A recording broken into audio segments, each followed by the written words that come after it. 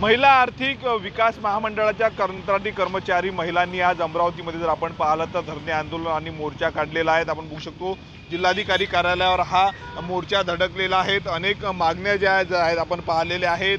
लोकसंचालित साधन केंद्रातील कर्मचाऱ्यांना मासिक मानधन व प्रशासकीय खर्चाकरता 25 लाख निधी दिला पाहिजे। सोबतच CRP समुदाय यांना उमेदच्या जे आहे ते 6000 रुपये मानधन दिला पाहिजे। अशा वेगवेगळ्या मागण्यांना घेऊन जे आहे ते या ठिकाणी मोर्चा काढण्यात आलेला आपण दृश्यांमध्ये बघू शकतो।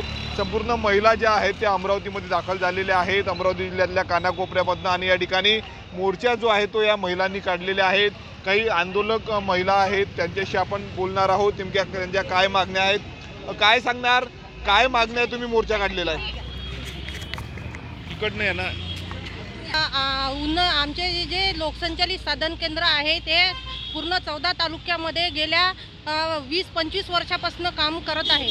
परंतु आम्हाला एकदम अल्प मानधनावर आम्ही सर्व लोक काम करत आहे आणि आमचे जे CRP सहयोगिनी ताई आहे जे सर्व एकदम अत्यंत मानधनावर काम करत आहे। जे शासनाच्या योजना आहे आमच्या सर्व महिला आर्थिक विकास महामंडळ आणि उमेद सारख्या जे गट आहेत त्या सर्व गटांना एक सोबत मिळाव्या यासाठीच आम्ही आज हा एक कलेक्टर ऑफिस आणि याच्यावर आम्ही एक मोर्चा काढलेला आहे।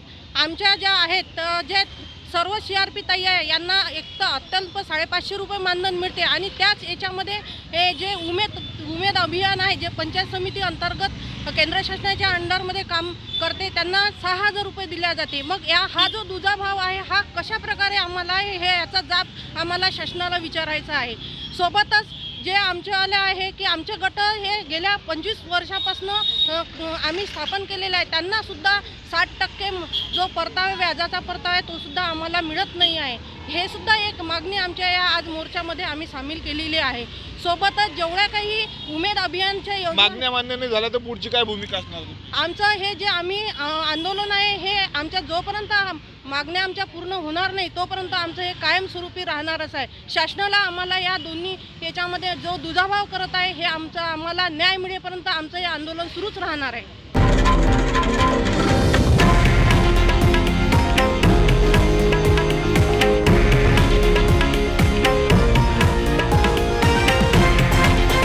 हे आहे देशातील नंबर 1 न्यूज नेटवर्क आणि आपण पाहत आहात TV9 मराठी, एकमेव।